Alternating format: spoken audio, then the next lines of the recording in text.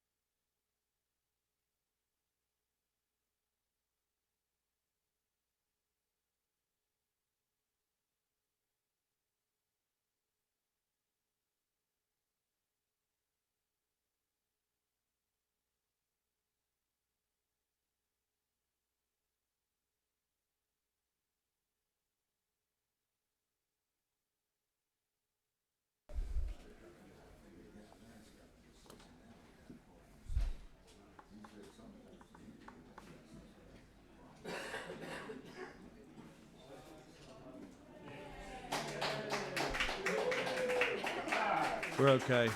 We're good. Okay.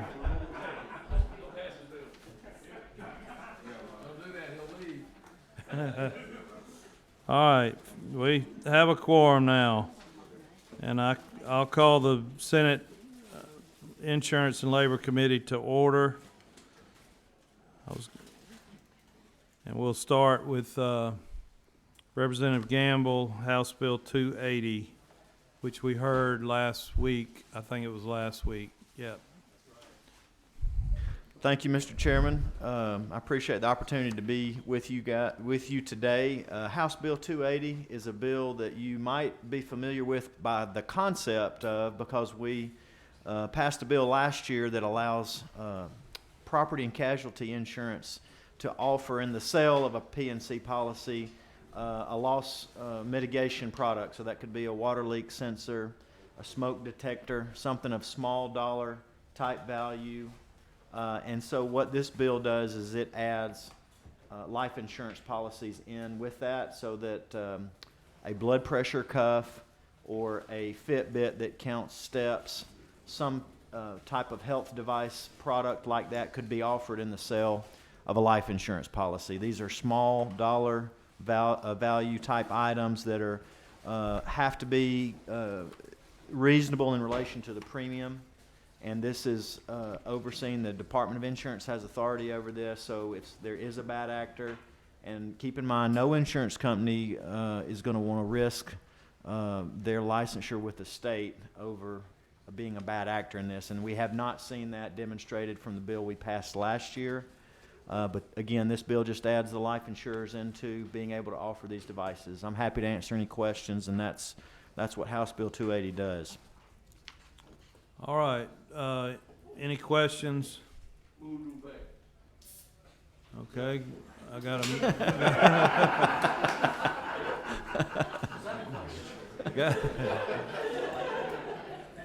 So I meant to say I'll open the floor for a motion. All right, we did hear that. We heard this last week, and there was a good bit of discussion. And Senator Kirkpatrick had some questions or concerns, and she told me that we met with her. You've met and addressed those. So I got a motion. I have a second.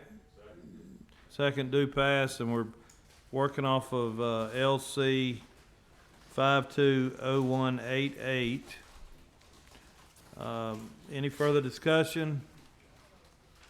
All in favor of do pass, please signify by saying aye. Aye. Opposed, same sign.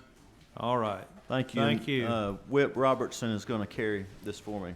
Okay, very good. Yep. Thank you, Representative. Appreciate it. Dr. Hawkins, we'll let you come next. I know you've got another engagement.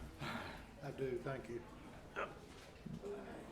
This is House Bill 295, and we have not heard this bill yet.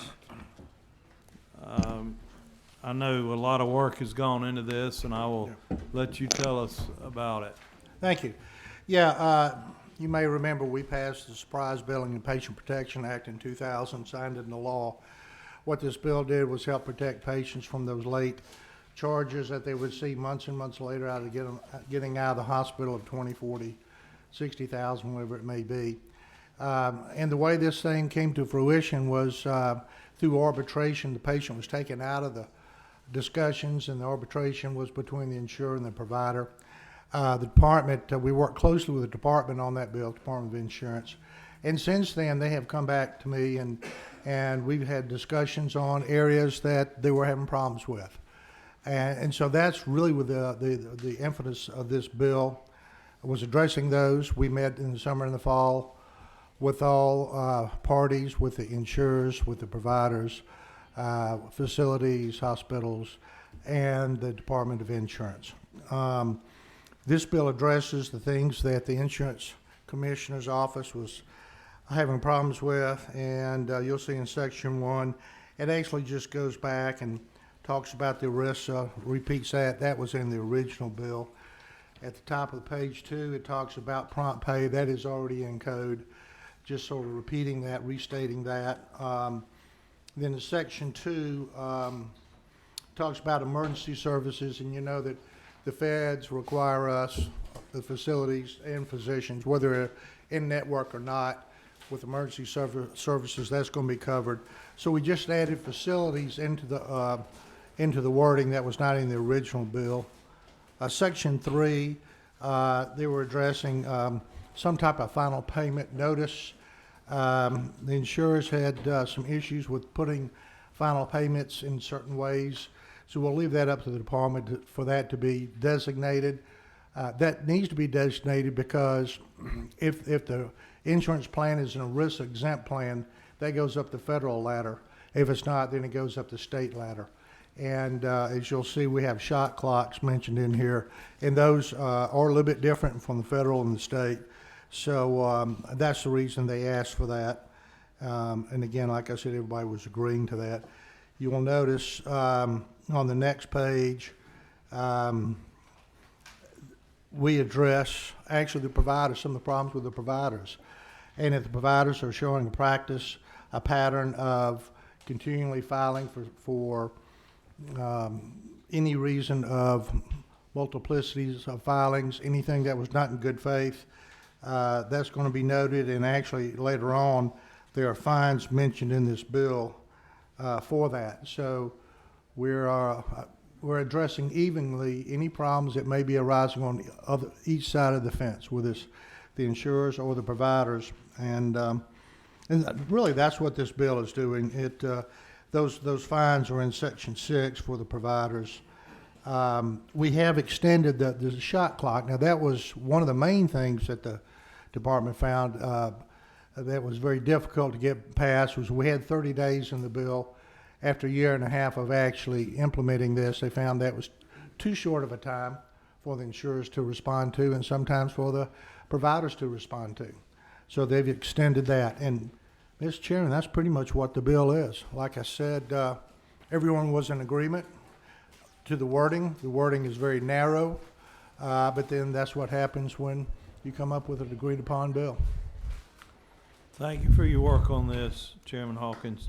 Any questions for Chairman Hawkins? We do have some folks, I don't know if you want to spend the time to listen to them, but Commissioner's office is here, Weston Burleson, J.C. Wethington from the insurance folks, providers, they're all here to say, yes, we agree with this, we have come to an agreement.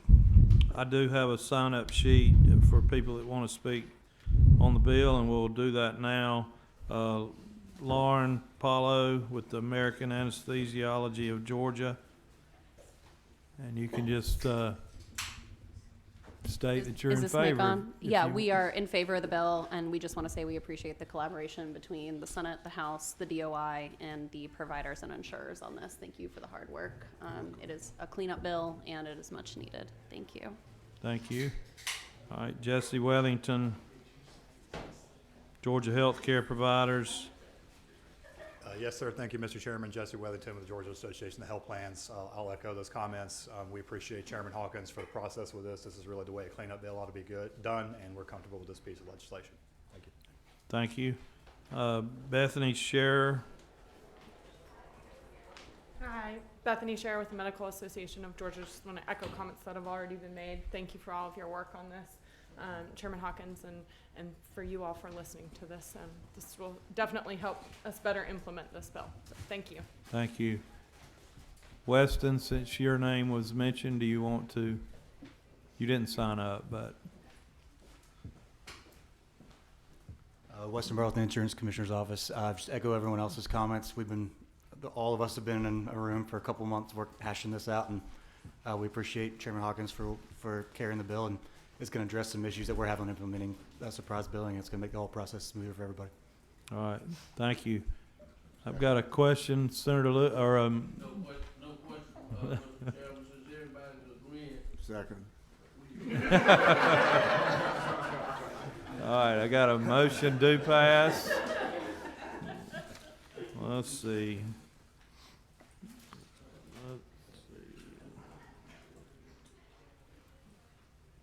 Motion do pass, LC 460544. That's what you got, right? Right. and a second from Senator Harbison.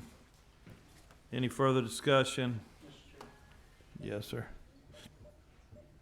Ye- Could I make the recommendation that we put a defibrillator in this room for the rare occasions that the healthcare community, It is a little shocking, but we needed a kumbaya moment. There's going to be a marshmallow roast later. All right, any further discussion? All those in favor of do pass House Bill 295, say aye. Opposed, same sign. All Thank right, thank you. Senator Hofstadler is carrying this. All right, thank you, sir. Reconsideration?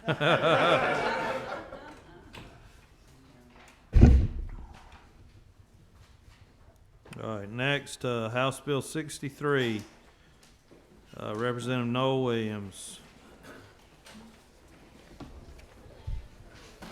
Thank you, Mr. Chairman. House Bill 63 is LC number 520174. This bill actually is for fully insured health insurance groups that have 20 or more covered lives or covered employees. We're simply asking for claims experience at renewal time from the insurance companies to the insured or to the group. That's all this bill does. Right now, if you're level funded or self-funded, you get claims experience from 3 and above. And if you're fully insured right now, you get claims experience for 100 and above. But we have a lot of groups out there that are between 20 and 99, and this gives the employers the claims experience. It gives the insurance brokers the claims experience. So when they're shopping, you know, it kind of gives everyone an equal playing field. So the insurance companies know exactly what's going on with the risk. All right, so just to be sure it's sinking in, I guess, because you and I have talked about this numerous times, it took me a minute to fully grasp the benefit of this. And you're a broker yourself, correct? Correct. And so you specialize in employee benefits, and this bill, like when you go to a small business owner, you want to be able to offer them every option that might benefit them as far as the benefit package. Correct. This is another tool for them to look at, because they ask you, okay, why are my rates going up? And you say, well, your loss ratio. Okay, well, what did I have? You know, can you prove it to me? And then so you have to take the word from the insurance carrier that gave you the information. But if I had claims experience, I can say, well, you had 6 people that had this, this, this, and this. And there's no HIPAA violation because, you know, as the broker or as the HR director, you know, you sign off for HIPAA and the names are not on there. It's just saying what the condition is and what the prognosis is and diagnosis, so you can plan going forward. And it's equal footing for the insurance carriers, it's good for the employer groups, and it's good for the employees because they don't have to fill out all this paperwork and answer applications. And I mean, they don't know what their kids' medicine are taking. But, you know, if you have that information from the insurance carrier, and they have that information. So as a broker, without the information on the smaller groups, under 100, you may not be able to offer that business owner for their employees a level funded option or a Correct. or a self-insured option. Right. Whereas with this, you have more options available to, That is to work correct. with. That is correct. And it, like I said, it just puts everybody on an equal playing field. All right. I have a question from Senator Robertson. Thank you, Mr. Chair. I'm Oh. not an insurance broker. Why won't his I'm mic? an insurance consumer. So, Chairman Robertson, would you try mic 2? Something's, Better? yes, sir. Okay. I'm not an insurance broker, I'm a consumer, and I just want to be clear. The information you're providing them, and what was the terminology I think you used? Claims information. Well, was it, you didn't say claims information, it was another word, phrase, I thought. But, so, this information, is it just the amount of claims that have been paid out? No, it'd be like, for instance, if you had an employee that was a diabetic condition and they had $60,000 in claims and they were taking this type of insulin, you know, that would be disclosed so they could see why their rates were going up. Or if you had a pregnancy, well, that pregnancy was over, so you could argue with the insurance company, hey, we're not going to have these claims again. You've got to give me better rates going forward on this group at the renewal time. So I came from a government that was self-insured. Mm-hmm. And, They're getting this information. no, that's the thing. The third-party provider would Correct. come in and they would say, well, we have one consolidated government employee that consumed $500,000 worth of claims last year because of cancer, diabetes, or Or all this other medicine they're kind of stuff. taking. Right, or medication. So what you're saying is insurance companies would be required to provide this information to you. Mm-hmm. So when you spoke to your customer who were under the numbers that you're talking about Correct. now, you would have these numbers to articulate to the customer as to why their insurance was going up. And right now, you just, Right now, all I have is you pay this in claims or this in premium, and these are what your claims were. And unless we fill out questionnaires, all the employees filling out questionnaires, we're not going to know what's going on with that group. And a lot of times, these employees, they don't know the medications they're taking, or their kids are taking, or their spouses are taking, unless it's something really big. okay. But it's just a level playing field for everybody. I don't want to vote for something I don't understand, and now I understand, so Right. thank you. Thank you for the question. Senator Cowser. Thank you, Mr. Chairman. On the second page, line 26, you had another change for insurers that utilize provider contracting methods.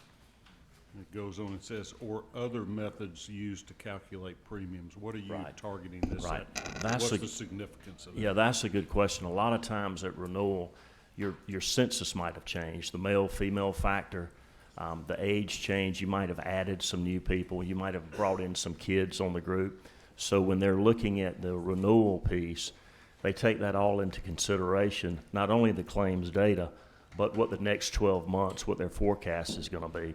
Also, there might have been something that was just diagnosed and it has not shown up yet in claims, and they use that information going forward for a rating model. There might be somebody that they know of that had some cancer information or some funny medical, and it's about to hit, and they know that's going to take place in the next 12 months. So that gives the insurance carrier the option to weigh that in their claims data. And this was model legislation from other states that have picked this up. So it was National Association of Insurance Commissioners model legislation. Follow up real quick. Yes, sir. Well, I'm afraid that this is gonna hurt the consumer. I mean, if that's gonna let them raise your rates basically by predicting the claims are gonna be Well, worse. Or they're doing that right now. But if you can go to the group and tell them what's going on with their group, they might can change their plan design, or they might can put in some incentives, some different wellness programs if they know they have a bunch of diabetics on their health plan. Okay, thank you. Yes, sir. If I can speak to Chairman Cowsert on that, and Chairman, that was the exact problem we were running into until we started getting this information, where when we realized a disproportionate amount of our insurance was being used for those who experienced diabetic issues, we were able to establish another tool that would home deliver the services to our diabetic employees within the Columbus Consolidated Government so they could get ahead of their issue before it became a bigger problem and impacted the premiums of the 2,000 employees that were on there. So without this information, our rates would have continued to go high without us understanding that there were solutions that we could adopt and go into that. So this information helped us a lot, and the phrase I was looking for was claims experience. So thank you. Mr. Pro Tem, do you have a question? Yeah, thank you, Mr. Chairman. Chairman, this seems to make a lot of sense to me. My question is there anyone that's against the bill that you know of? Not that I'm aware of. Great, thank you. One of the insurance carriers was a little hesitant, but when I talked to them, I'm like, you're providing this information for your level funded piece. What's the issue? And they said, well, it might put more work on us. I said, okay. Imagine that. All right. Okay, we had a sign-up sheet, nobody signed up. So that, the time, it's a good time if you'd like to make that motion. Thank you, Mr. Chairman. I'd like to make a motion to pass. All right. Have a motion and a second. Any further discussion? All those in favor, please say aye. Aye. Opposed, like sign. All right, it passed. Thank you, Mr. Chairman. Who's carrying this? Me? Yes, sir. All right. Well, I'm glad we got a robust explanation. Thank you. That'll help me. Appreciate Thank you. y'all. All right, next, Representative Mathiak, House Bill 362. Mathiak, sorry.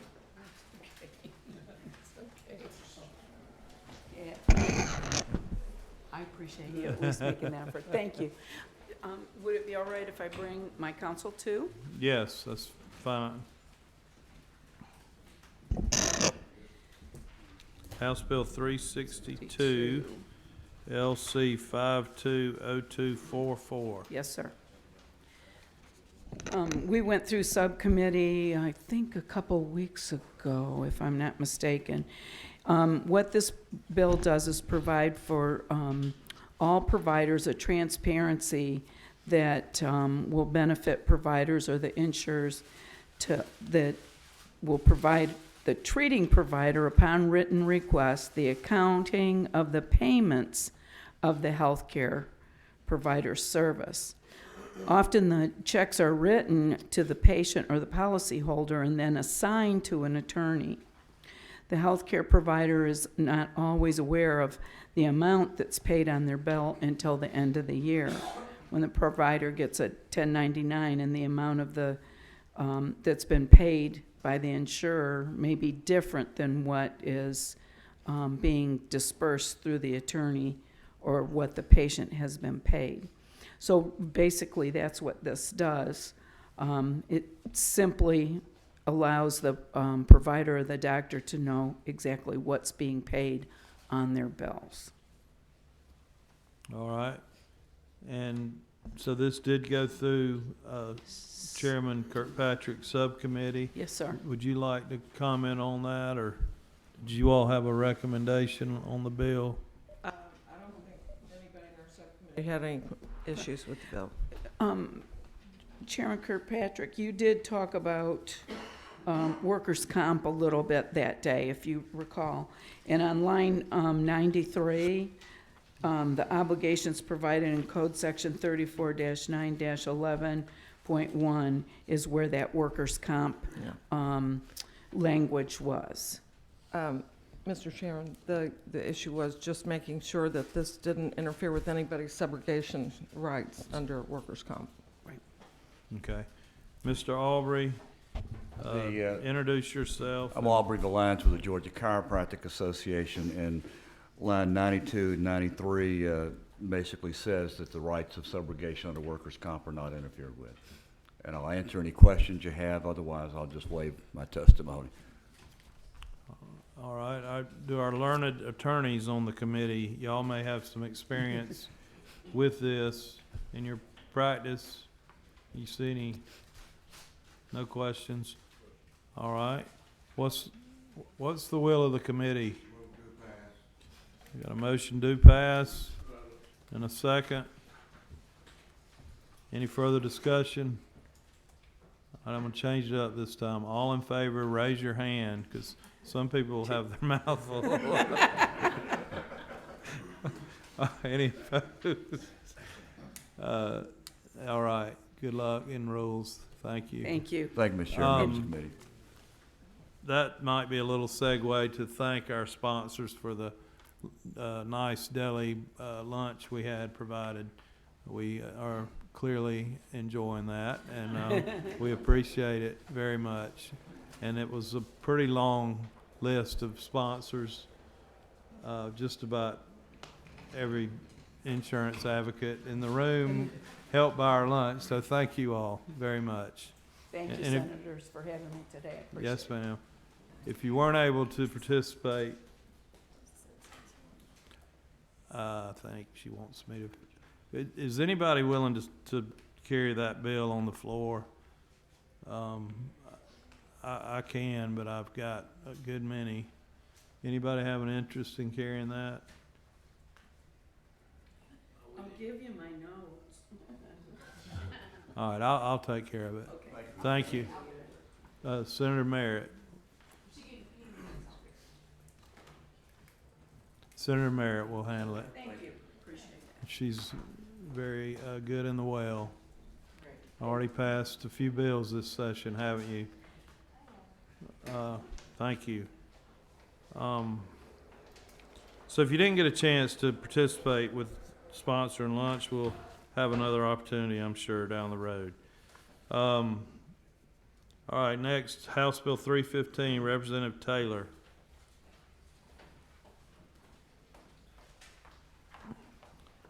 And I don't think we've heard this one. Was this in subcommittee? Okay, thank you, Hey. Mr. Chairman, members of the committee. I bring you House Bill 315, and I'm working off of LC 520242. This actually is a bill we worked on last year, and it came through. It passed so that insurance companies would recognize a second mammogram when it's due to the high definition was needed. They were sometimes writing those as not preventive and making them subject to deductibles and copay, and they should not be. When we wrote the bill last year, it said we were using a set particular guideline, the National Comprehensive Cancer Network, as of January 1st, 2022. And it came to light that we need to leave that up to the insurance commissioners because there's new books and regulations just about every year. So we've changed that to allow the insurance commissioner who oversees these type of things to say which guidebook we'll use. And that's basically what it does. It's a simple little bill. Okay. Any questions? Senator Robertson. No questions, Mr. Chairman. At the right time, I do recall this legislation from last year. It's good legislation. Okay.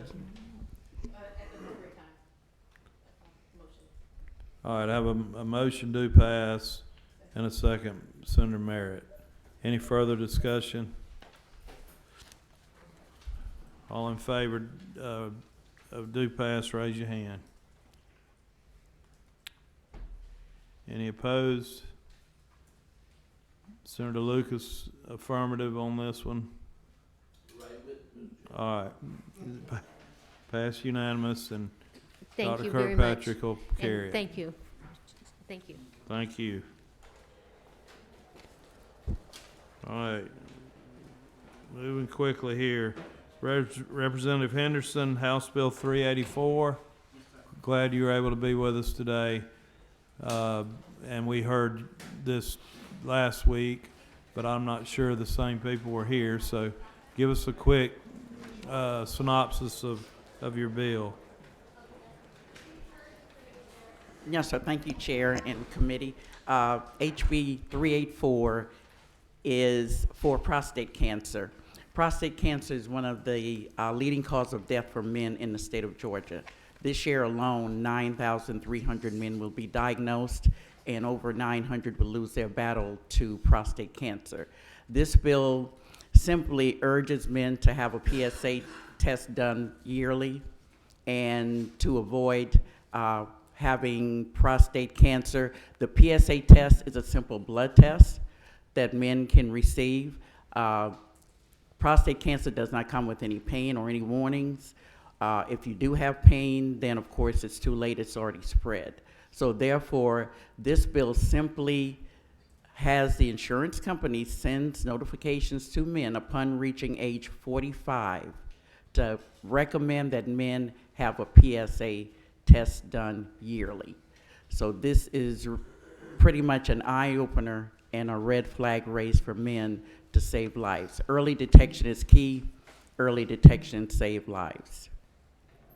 All right, thank you. And we heard testimony last week that these notices or reminders or notifications can be delivered electronically. Yes, sir. That's correct. And there wasn't anybody last week that spoke for or against this. I don't see anybody signed up today. You're not aware of any opposition to this, are you? No, sir. It passed unanimously in the House. I haven't heard any opposition.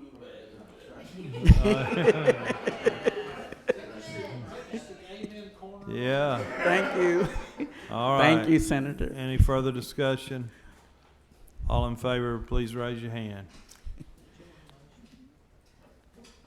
So the motion do pass. Senator Lucas seconds, Senator Harbison, and it passed unanimously. Thank you. Thank you, Representative. Thank you, Chair. All right. Well, that concludes our business. I don't think we're going to meet again this session. Appreciate y'all's work on the committee, and we stand adjourned.